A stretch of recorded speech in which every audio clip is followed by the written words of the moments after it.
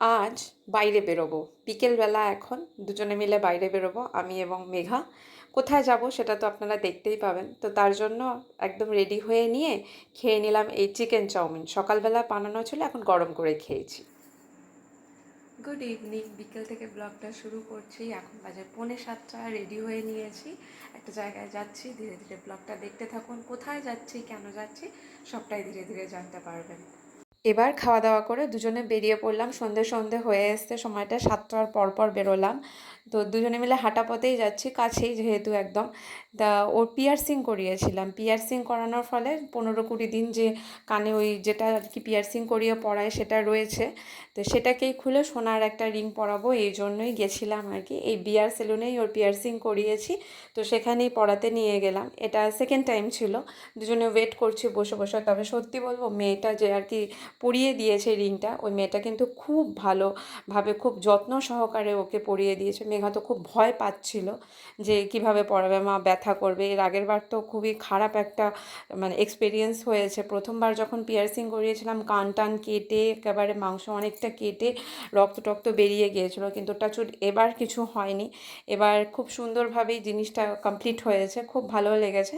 মেঘা বলল, আমি এত বড় একটা কঠিন কাজ করলাম, মানে কঠিন কাজ সমাপ্ত হলো আমার, তো এবার একটু ট্রিট চাই। নিচে গেলাম, নিচে গিয়ে ফাস্টফুডের দোকানটা আছে, কিন্তু না, ওখানেও খেলো না, বললো আমি ক্যাফেতে খাবো। তো দুজনে মিলে ক্যাফেতে বসে আছি। ঠিক ওই পার্লারটার উল্টো দিকেই একটা ক্যাফে আছে, খুব ভালো ক্যাফেটা।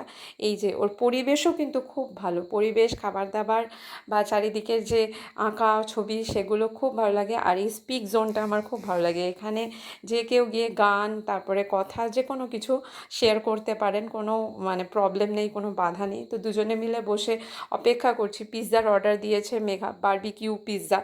তা বারবিকিউ পিৎজা প্রথমবার খাবো, ও প্রথমবার খাবে, খাইনি।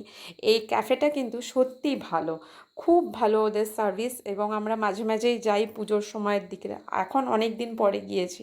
আর এই যে আমাদের পিৎজা এসে গিয়েছে। তো এক টুকরো ও খেলো, এক টুকরো আমি খেলাম। 8:30টার উপরে বেজে গিয়েছিলো, তো বললাম না, বাড়ি নিয়ে চল।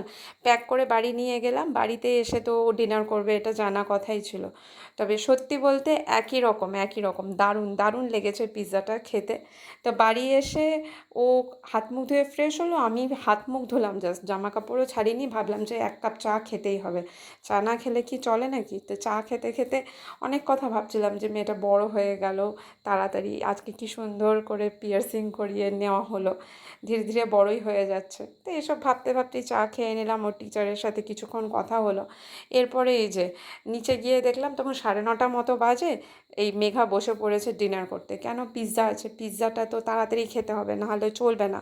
তো এই যে পিৎজা ওর কাছ থেকে আমি বললাম একটুখানি দে, দেবে না, সে খুব জোর করেই বললাম একটুখানি দে। এই যে একটুখানি কেটে দিল। আমি আর এসে ডিনার কিছু করিনি।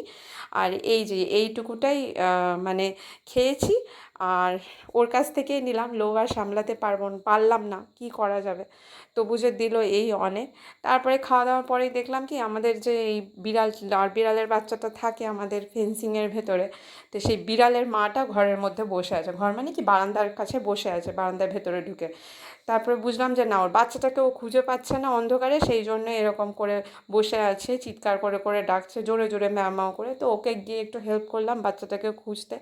তা দুজনে মিলে অনেকক্ষণ মানে খেললো, সেটা বসে বসে দেখছিলাম। তারপরে ঘরে এলাম, খুব সুন্দর একটা সময় কেটেছে।